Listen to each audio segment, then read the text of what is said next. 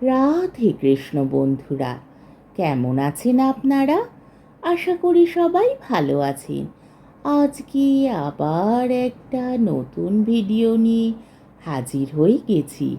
ভিডিওটি শেষ অবধি দেখার অনুরোধ রইল।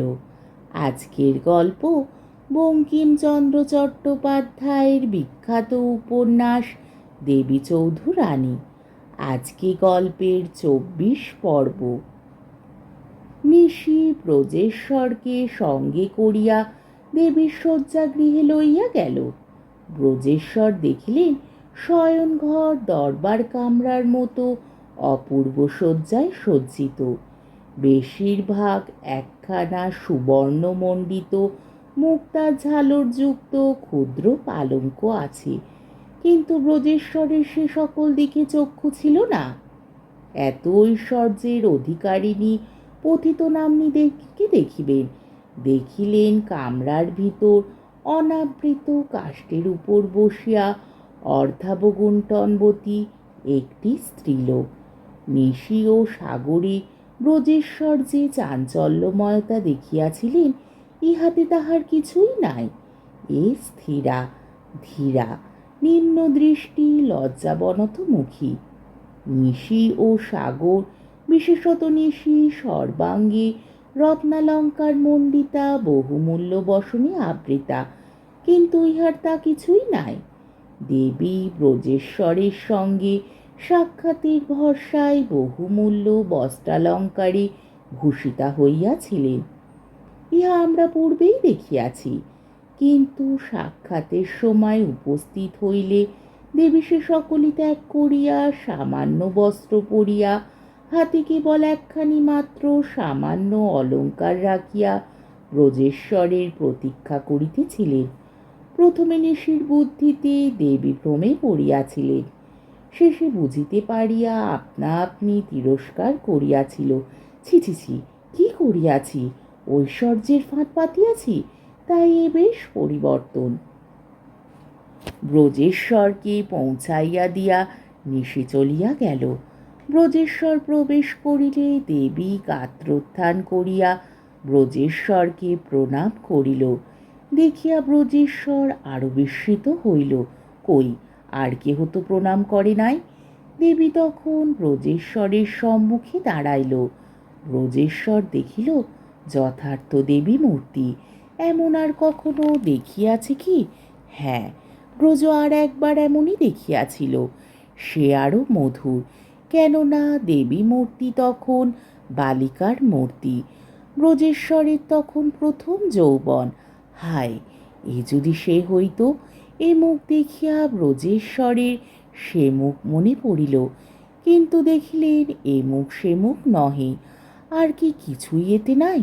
আছে বই কি, কিছু আছে। ব্রজেশ্বর তাই অবাক হইয়া দেখিতে লাগিল।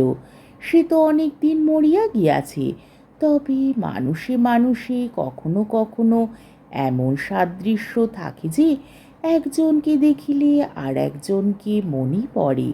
এ তাই না ব্রজ? ব্রজ তাই মনে করিল, কিন্তু সেই সাদৃশ্যে হৃদয় ভরিয়া গেল। ব্রজের চক্ষে জল আসিল, পড়িল না। তাই দেবী সে জল দেখিতে পাইল না। দেখিতে পাইলে আজ একটা কাণ্ড কারখানা হইয়া যাইত। দুইখানা মেঘি বিদ্যুতে ভরা। প্রণাম করিয়া নিম্ন নয়নে দেবী বলিতে লাগিল, আমি আপনাকে আজ জোর করিয়া ধরিয়া আনিয়া বড় কষ্ট দিয়াছি। কেন এমন কুকর্ম করিয়াছি শুনিয়াছেন, আমার অপরাধ লইবেন না। ব্রজেশ্বর বলিলেন, আমার উপকারই করিয়াছেন, বেশি কথা বলিবার ব্রজেশ্বরের শক্তি নাই। দেবী আরও বলিল, আপনি আমার এখানে দয়া করিয়া জল গ্রহণ করিয়াছেন, তাহাতে আমার বড় মর্যাদা বাড়িয়াছে।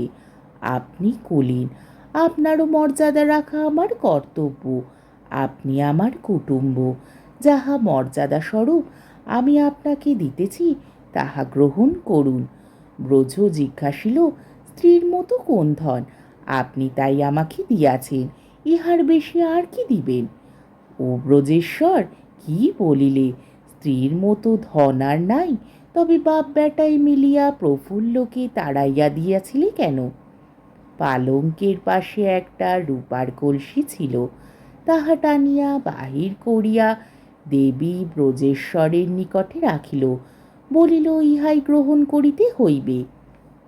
ব্রজ বলিল, আপনার বজ্রায় এত সোনা রূপা ছড়াছড়ি যে এই কলসিটা নিতে আপত্তি করিলে সাগর আমায় বকিবে। কিন্তু একটা কথা আছে। কথাটা কি? দেবী বুঝিল, বলিল, আমি শপথ করিয়া বলিতেছি, এ চুরি ডাকাইতির নহে। আমার নিজের কিছু সঙ্গতি আছে, শুনিয়া থাকিবেন। অতএব গ্রহণ পক্ষে কোনো সংশয় করিবেন না। ব্রজেশ্বর সম্মত হইল। কুলীনের ছেলের আর অধ্যাপক ভট্টাচার্যের বিদায় বা মর্যাদা গ্রহণে লজ্জা ছিল না, এখনো বোধ হয় নাই। কলসিটা বড় ভারী ঠেকিল।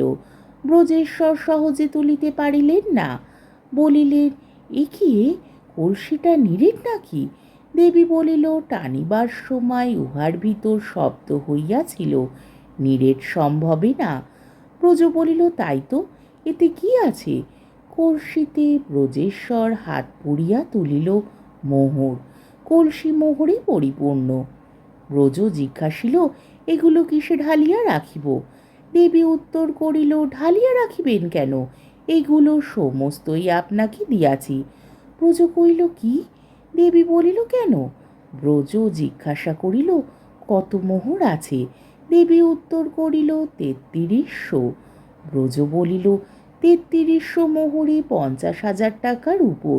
সাগর আপনাকে টাকার কথা বলিয়াছে? দেবী বলিল, সাগরের মুখে শুনিয়াছি আপনার ৫০,০০০ টাকার বিশেষ প্রয়োজন। ব্রজ জিজ্ঞাসিল, তাই দিতেছেন? দেবী উত্তর করিল, টাকা আমার নহে, আমার দান করিবার অধিকার নাই। টাকা দেবতার, দেবত্ব আমার জিম্মা।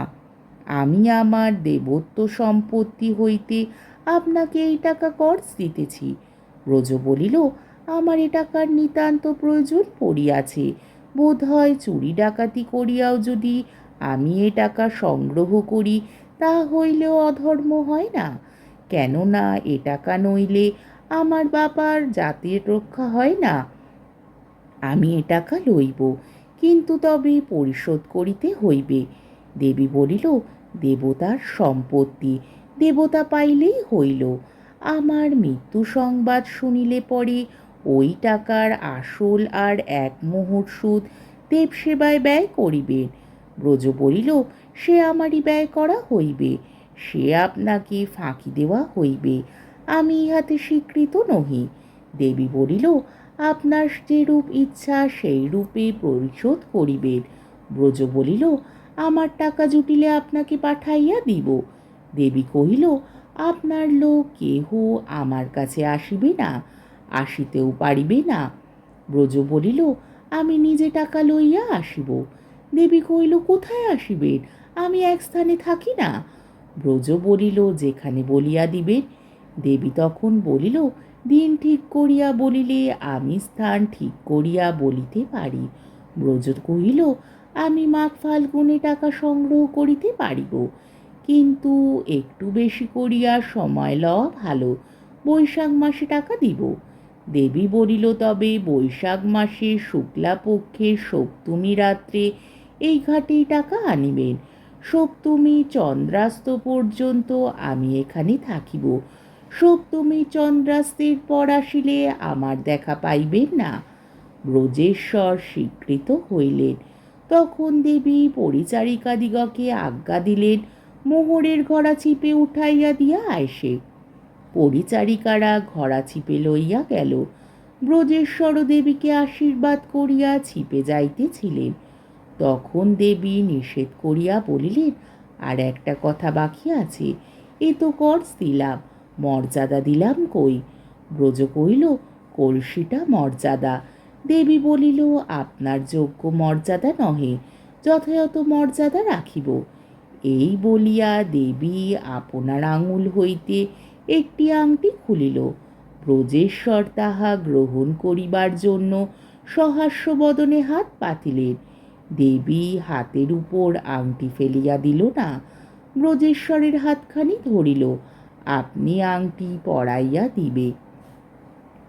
ব্রজেশ্বর জিতেন্দ্রিয়, কিন্তু মনের ভিতর কি একটা গোলমাল হইয়া গেল। জিতেন্দ্রিয় ব্রজেশ্বর তাহা বুঝিতে পারিল না। শরীরে কাঁটা দিল, ভিতরে যেন অমৃত স্রোত ছুটিল। জিতেন্দ্রিয় ব্রজেশ্বর হাতটা সরাইয়া লইতে ভুলিয়া গেল। বিধাতা এক এক সময় এমনই বাদ সাধেন যে সময় আপন কাজ ভুলিয়া যাইতে হয়। তা দেবী সেই মানসিক গোলযোগের সময় ব্রজেশ্বরের আঙুলে ধীরে ধীরে আংটি পরাইতে লাগিল। সেই সময় ফোঁটা দুই তপ্ত জল ব্রজেশ্বরের হাতের উপর পড়িল। ব্রজেশ্বর দেখিলেন দেবীর মুখ চোখের জলে ভাসিয়া যাইতেছে। কি রকমে কি হইল বলিতে পারি না। ব্রজেশ্বর তো জিতেন্দ্রিয়, কিন্তু মনের ভিতর কি একটা গোল বাঁধিয়াছিল। সেই আর একখানা মুখ মনে পড়িল। বুঝি সে মুখে সেই রাত্রে এমনই অশ্রুধারা বইয়াছিল। সে চোখের জল মোছানোটাও বুঝি মনে পড়িল। এই সেই এই কি এমনই একটা গোলমাল বাঁধিয়া গেল। ব্রজেশ্বর কিছু না বুঝিয়া, কেন জানি না, দেবীর কাঁধে হাত রাখিল, অপর হাতে ধরিয়া মুখখানি তুলিয়া ধরিল। বুঝি মুখখানা প্রফুল্লের মতো দেখিল। বিবশ বিহবল হইয়া সেই অশ্রু নিষিক্ত বিম্বাধরে, আহ ছি ছি ব্রজেশ্বর আবার! তখন ব্রজেশ্বরের মাথায় যেন আকাশ ভাঙিয়া পড়িল। কি করিলাম, এ কি প্রফুল্ল! সে যে 10 বৎসর মরিয়াছে। ব্রজেশ্বর ঊর্ধ্বশ্বাসে পলায়ন করিয়া একেবারে ছিপে গিয়া উঠিল। সাগরকে সঙ্গে লইয়াও গেল না। সাগর, ধরো ধরো, আসামি পালায় বলিয়া পিছু পিছু ছুটিয়া গিয়া ছিপে উঠিল। ছিপ খুলিয়া ব্রজেশ্বরকে ও ব্রজেশ্বরের দুই রত্নাধার, একটি সাগর আর একটি কলসি ব্রজেশ্বরের নৌকায় পৌঁছাইয়া দিল। আজকের পর্বটি এইখানেই শেষ হলো।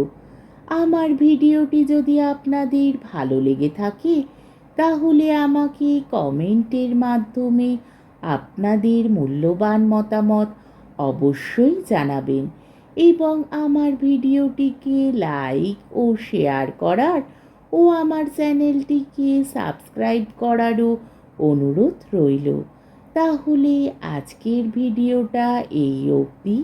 পরের দিন আবার এই গল্পেরই 25 পর্ব নিয়ে হাজির হয়ে যাব। ততক্ষণ পর্যন্ত আপনারা সবাই ভালো থাকবেন, সুস্থ থাকবেন, সাবধানে থাকবেন এবং আমার ভিডিওটি দেখতে থাকবেন। তাহলে আজকে আসি। রাধে কৃষ্ণ।